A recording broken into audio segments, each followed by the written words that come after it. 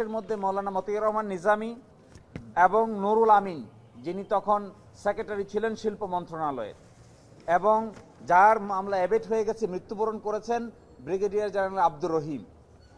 আর যাদেরকে 10 বছরের সাজা দেওয়া হয়েছে তারা হলেন আকবর, লিয়াকত, শাহাবুদ্দিন, হাফিজ, মঈনুদ্দিন, হাজি আব্দুস সুবান। তাদেরকে 10 বছরের সাজা দেওয়া হয়েছে এবং যাবজ্জীবন সাজা দেওয়া হয়েছে পরেশ বড়ুয়াকে। সম্ভবত পরেশ বড়ুয়া আগেই বন্দি বিনিময়ের চুক্তির অংশ হিসেবে বাংলাদেশ থেকে তাকে ভারতে নিয়ে যাওয়া হয়েছে। আর যাদের 10 বছরের সাজা হয়ে গেছে তাদের জন্য বলেছেন 35-এর এ ধারা প্রযোজ্য হবে। 35-এর এ ধারা প্রযোজ্য হওয়ার অর্থ হলো তারা ট্রায়াল চলা অবস্থায় এযাবৎকাল যতদিন কাস্টডিতে ছিলেন এটি তাদের সাজার মেয়াদ থেকে বাদ যাবে। যদি বাদ যায় তাহলে 10 বছরের অধিক সময়, কারণ 2004 সালের ঘটনা, আজ পর্যন্ত তাদের কারাবাস হয়ে যায় প্রায় 20 বছর। ফলে এই রায় কমিউনিকেট হওয়ার পরে তারা যে 10 বছরের সাজা হয়েছে তাদের সকলকেই কারাগার থেকে মুক্তি দিয়ে দিতে হবে।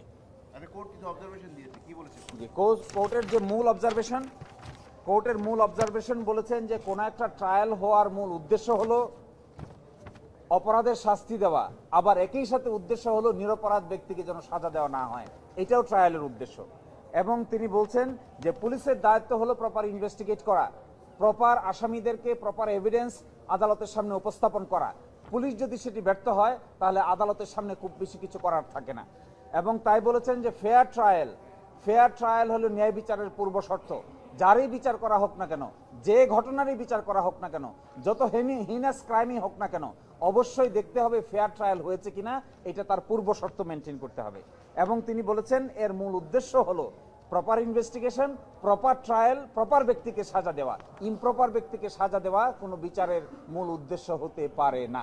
পুলিশের ব্যর্থতা উল্লেখ করেছেন, পুলিশের ব্যর্থতার কথা বলেছে যে সাক্ষী আনতে পারেনি এবং রাষ্ট্রপক্ষ, এটা কি বলেছেন, কি বলেছিল না? এখানে যে অবজারভেশনটা তিনি দিয়েছেন যে ইনভেস্টিগেশনের পারপাস কি, ইনভেস্টিগেশনের পারপাস হলো উপযুক্ত সাক্ষ্য প্রমাণ, অকাট্য সাক্ষ্য প্রমাণ কোর্টের সামনে হাজির করা। যদি ইনভেস্টিগেশন করে অকাট্য সাক্ষ্য প্রমাণ হাজির করতে না পারে, আদালতের সামনে এভিডেন্স ছাড়া অন্য কিছু দেখার সুযোগ নাই। এই জন্য বাবর সাহেব বেকসুর খালাস পেয়েছেন, নিজামী সাহেব বেকসুর খালাস পেয়েছেন। আমরা এই মামলা পরিচালনা করেছি, আমাদের পক্ষ থেকে আমরা সকলকেই ধন্যবাদ এবং অভিনন্দন।